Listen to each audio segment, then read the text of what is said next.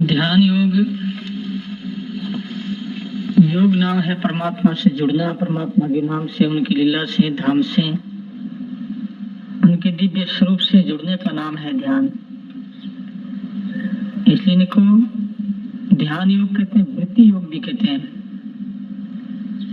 वृत्ति एक लाइट की तरह है, जैसे कार की लाइट होती है और लाइट जो आगे जाती है, जो कार को ड्राइवर को रास्ता दिखता रहता है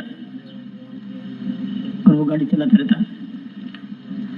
तो वृत्ति योग जब तक नहीं होगा, ध्यान योग तो लोग करते हैं, केवल ध्यान करते हैं, लेकिन वृत्ति योग होना बहुत मुश्किल होता है। अपने मन से जो सूक्ष्म किरण निकलती है, मन से सूक्ष्म एक किरण निकलती है और वो किरण साकार हो जाती है, उसे वृत्ति कहते हैं। और वृत्ति जब परमात्मा के स्वरूप में नाम से जुड़ जाती है, उसे कहते हैं वृत्ति योग। वृत्ति लगाना बहुत जरूरी है। वृत्ति का स्थूल नाम बुद्धि भी है, इसे बुद्धि योग भी कहते हैं। इस बात से भगवान ने दामी बुद्धि योगम कहा कि मैं तुझे बुद्धि योग देता हूँ। वृत्ति योग का स्थूल रूप बुद्धि योग, बुद्धि योग का सूक्ष्म रूप वृत्ति योग। तो ये वृत्ति योग जो है, जब परमात्मा के नाम में वृत्ति लग जाती है तो उसमें एक दिव्यता की क्रांति घटती है। एक अद्भुत अभिव्यक्त होता है। अद्भुत एक सत्ता है, एक ऊर्जा है, अद्भुत एक भगवान है। और वो ईश्वर किस रूप में है, किस आकार में है, किस मूर्त में है, वो भगवान अपना आप ही प्रकट होते हैं। तो शुरुआत इसकी यही है कि सासों सास राम राम करना, सास उसास के हरि नाम के रचना मुख में दिन राती, धीरज ध्यान अडोलन डोले, आसन मालक उसाल उखाल से छाती, आसन लगाओ। जिसके सासों सास राम नाम नहीं होता तो ऐसे ही जप करते रहो। भगवान के नाम में शक्ति, क्योंकि ज्यादा वृद्ध अवस्था हो जाती है तो सांस प्रश्वास में नाम जप थोड़ा कठिन हो जाता है। जो पहले का अभ्यास नहीं किया हुआ उसके लिए कठिन है। जो जिसने पहले अभ्यास कर लिया जवानी में, बाल अवस्था में, तो उनकी साधना सहज हो जाती है। और सहज साधना कहते हैं हर सांस के साथ राम नाम मिला हुआ श्वास, राम नाम के साथ श्वास घुला हुआ, उलझ सुलझ जो हो ही रहा, उलझ सुलझ ऐसे एक दूसरे में उलझ जाता है। तो ऐसे श्वास में राम राम होता है। तो याद रखना है, मन अपना राम शब्द को सुने, आवाज सुने, रचना चले, होठ भी चले। होठ, रचना और कंठ, ये तीनों का सामंजस्य हो और मन लगा रहे। जब मन आवाज सुनता रहेगा तो ये आवाज क्या करेगी, हृदय में जाएगी। रचना सेती उतरिया हृदय की आवाज, दरिया बरसा प्रेम की छेरित बारे मास, दरिया हृदय राम से जो कबू लागे मन, लहरा उठे प्रेम की जो सावन वर्षा गन।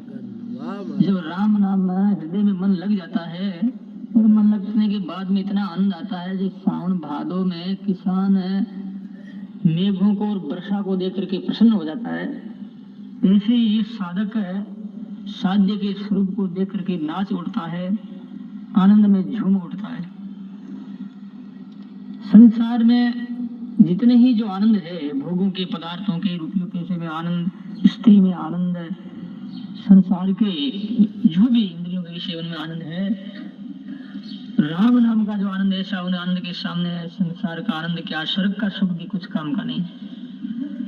जब तक राम नाम में आनंद नहीं आता, आनंद की अनुभूति नहीं होता है तब तक मन विषयों में जाता है। भगवान नाम साधना में आनंद लग जाता है तो उसके बाद में भोगों में मन कभी नहीं जाएगा। जैसे बच्चा बड़े होने के बाद में और सोना की मोर के प्रति मृत्यु हो जाता है, रुपयों के प्रति, तो वो पतासे पर हाथ नहीं डालेगा। बाल अवस्था में छोटा है तो मोर को मुंह में लेता और पतासा कभी मुंह में लेता तो पतासा मुंह में लेगा, ले लेगा तो और मोर को फेंक देगा। वही जब बड़ा हो जाता है और मोर के प्रति मृत्यु बढ़ जाता है कि सोना की मोर 5000 की है तो पतासा नहीं लेगा, मोर को लेगा। तो विषय आनंद कब तक है, जब तक परमानंद नहीं है। और साधना इसलिए करते हैं हमें ब्रह्मानंद प्राप्त हो जाए, असली सुख प्राप्त हो जाए और नकली सुख से छुटकारा हो जाए। नकली सुख एक बार भोगने पर भी फिर भी तृप्ति नहीं होती, फिर भी मन में लालसा बनी रहती है और भोगने के बाद फिर पश्चाताप भी होता है। आदमी हलवा खाता है बड़े प्रेम से, भूख है जब हलवा ठीक है, और भूख मिट गई फिर हलवा नहीं खाएगा, उल्टी आ जाएगी। और ब्लड प्रेशर बढ़ गया तो पश्चाताप होगा, हलवा वो ना कि हलवा खाए, बहुत ज्यादा खा लिए इसलिए आज बीमारी हो गई। क्यों? भोगे रोग भाई, भोगों में रोग का भय है। इस वास्ते नाम के साथ जो आदमी जुड़ जाता है, 3 बात याद रखें। रचना में राम शब्द को सुनो और मन के आंख से राम शब्द को देखो और वही मन को रचना के आवाज में डुबा दो। सिर्फ आवाज मात्र रह जाए, न संसार है, न संसारी है, न शरीर है, सिर्फ एक राम की आवाज। राम आवाज रूप में है, नाद रूप में है, ब्रह्म रूप में है। साधक जब डूब जाता है ध्वनि में, धुनाकार वृत्ति हो जाती है, उससे बड़ा लाभ होता है। चाहिए वो धुनाकार वृत्ति आधा मिनट भी हो जाए और 1 मिनट यदि ध्यान लग जाए तो फिर कहना ही क्या है। इसलिए पूजा की अपेक्षा, पाठ की अपेक्षा पूजा को श्रेष्ठ माना, पूजा की अपेक्षा नाम जप को श्रेष्ठ माना, जप की अपेक्षा ध्यान को श्रेष्ठ माना, और ध्यान की अपेक्षा परमात्मा में लय होना, ये सर्वोपरि श्रेष्ठ माना गया है। निश्वास से ध्यान करो।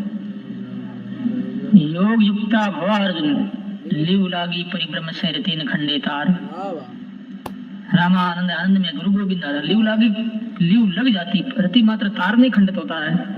जन दरिया जात खेती रची निश्चिन वर्षी नूर, दरिया सुमरे राम को 8 पेड़ आराध। रसना में रस उपजे मिश्री जैसा स्वाद।